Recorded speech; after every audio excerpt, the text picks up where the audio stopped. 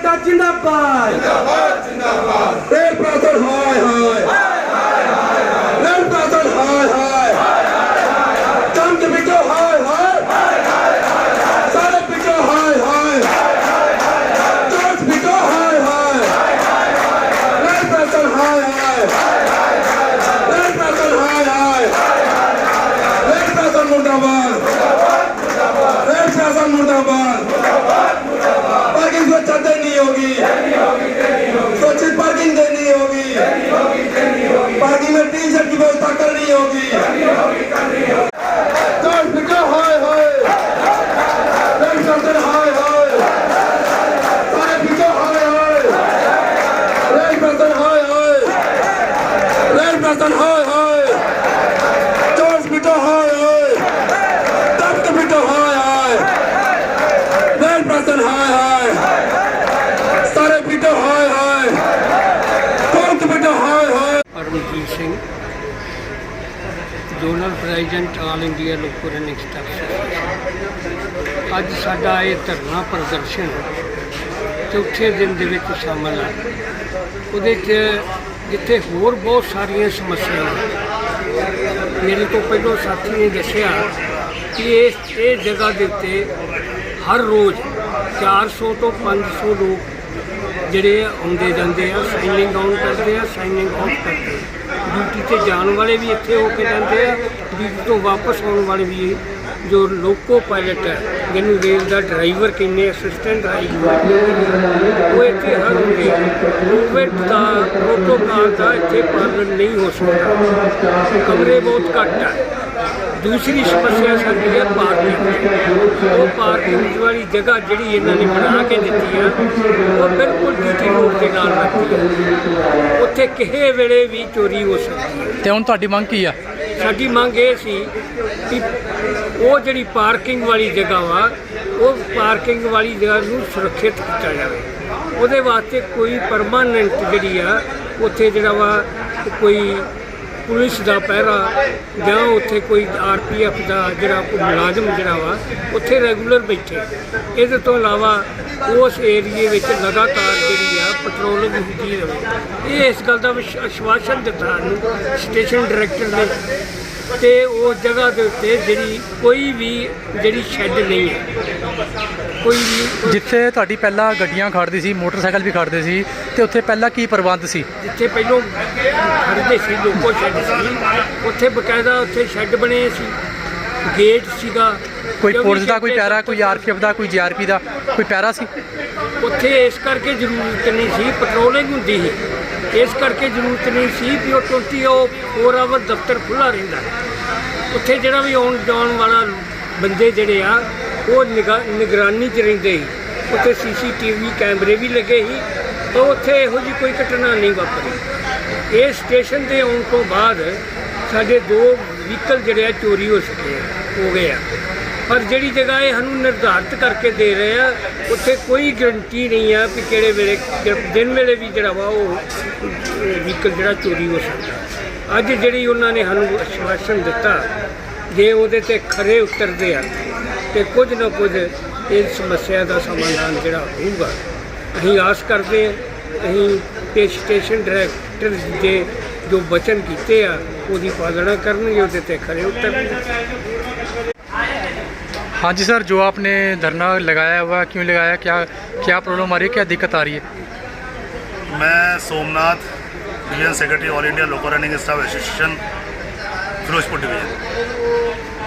यहाँ पे जो पिछले 3 दिनों से धरना चल रहा है वो एक इशू ये है कि लगभग हमारा जो लोको पायलट की स्ट्रेंथ है फिरोजपुर डिवीज़न में अपना लुधियाना हेडक्वार्टर में 600 के करीब, और 600 रनिंग स्टाफ जो लगातार गाड़ियाँ चला रहा है, ट्रेन को लेके आ रहा है जा रहा है, चाहे वो मेल हो, पैसेंजर हो, मालगाड़ी हो।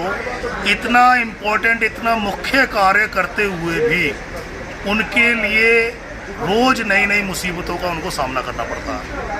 अभी पिछले टाइम पे हमारा जो पहले लोको शेड था जहाँ पे हम लोग साइनिंग ऑन करके ऑफ करते थे, ऑफिस जो था हमारा पहले इस सोसाइटी के पास उधर की तरफ था, इलेक्ट्रिक शेड के पास, तो उसको स्थानांतरण करके मॉडिफिकेशन के नाम पे यहाँ पे नई लॉबी बनाई गई। नई लॉबी इतनी व्यवस्था नहीं है कि यहाँ पे एक ही टाइम पे 100 बंदा या 100 बंदा इकट्ठा हो जाए, लेकिन उसके बावजूद भी 50-100 बंदा इकट्ठा हो जाता है यहाँ पर।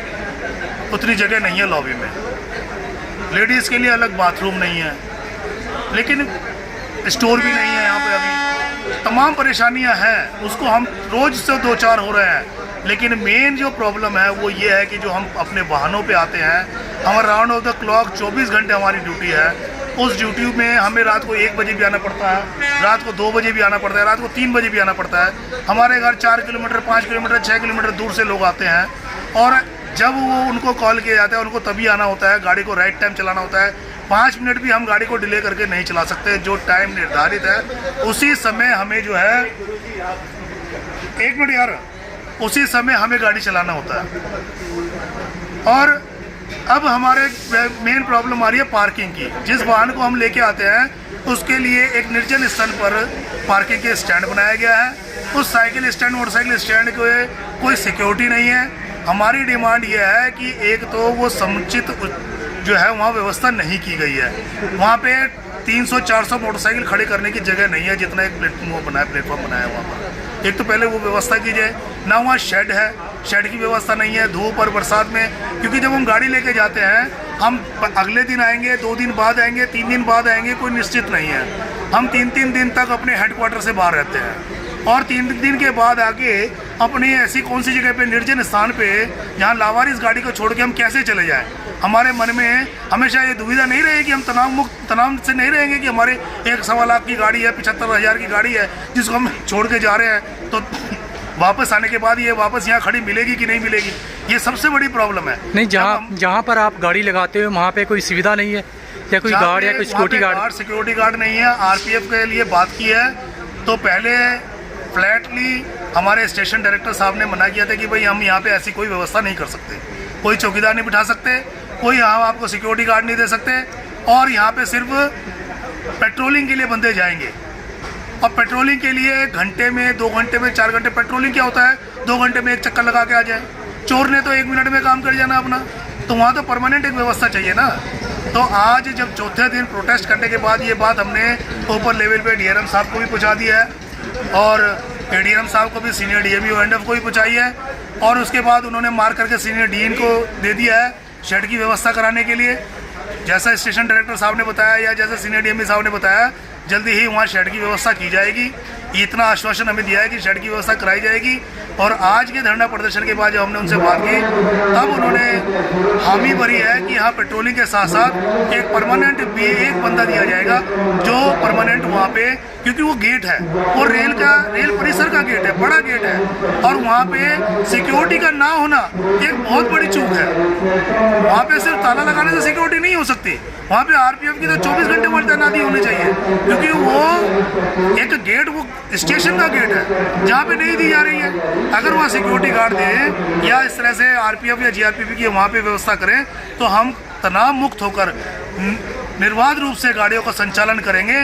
जिस संचालन के तहत इस कोविड टाइम पे जब लोग बाहर नहीं निकल रहे थे, हम धनाधन गाड़ियाँ चला रहे थे, और इस डिवीज़न को ऐसा मान सम्मान दिलाया है जिसका पिछले समय पे भी सभी जगह पे छपा है कि फिरोजपुर डिवीजन ने कितना जो है लाभ कमा के दिया। जैसे कि आप कह रहे हो हमें डायरेक्टर साहब ने विश्वास दिलाया, जो वो डायरेक्टर विश्वास पे अपन खरे ना उतरे, तो फिर क्या करोगे आप?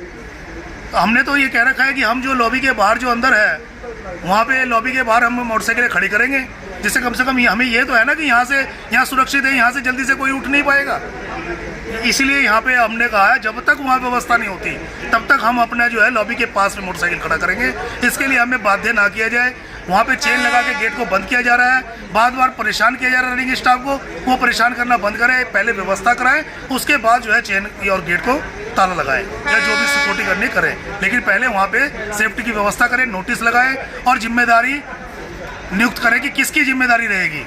अगर किसी भी तरह की चोरी का कोई वो होता है, कोई प्रॉब्लम होती है, चोरी होती है, तो उसके जिम्मेदार कौन होगा, उसकी जिम्मेदारी लगाएं, तो हम अपनी गाड़ी को वहाँ खड़ी करेंगे। जो अब तक कब तक बोला आपको नोटिस लगाने के लिए? वो तो बोले कि अभी थोड़ी देर में नोटिस लगाएंगे। जो नोटिस ना लगा तो फिर अगली कार्रवाई क्या करोगे? अगली कार्रवाई तो धरना चलता रहेगा, ये धरना चलेगा। और धरने में आप देख रहे हैं कि कितनी उमस भरी गर्मी है, जिस समय हमें रेस्ट करना होता है, आज हम मजबूर हैं, अपने व्हीकलों को लेकर चिंतित हैं, अपने कीमती वाहनों को लेकर कि हम आधे से ज़्यादा बंदे जो किस्तों पे जिन्होंने उठाई हुई है उनकी किस्तें ख़त्म नहीं हुई, अभी किस्तें चल रही हैं। अगर एक की भी अगर बाइक उठ जाती है तो वो कैसे ड्यूटी जाएगा? वो जब वो उठने के बाद थाना कचहरी करेगा या ड्यूटी जाएगा, वो ये क्या करेगा? या अपने दूसरे व्यवस्था करेगा गाड़ी की। तो इससे इतनी सारी तमाम परेशानियों को अगर आप जेन्युइन तरीके से समझे तो बहुत बड़ी परेशानी है। इसका सलूशन इनको करना पड़ेगा, तब जाके जो है हम लोग निश्चित होके हम गाड़ियों का संचालन सही रूप से कर पाएंगे।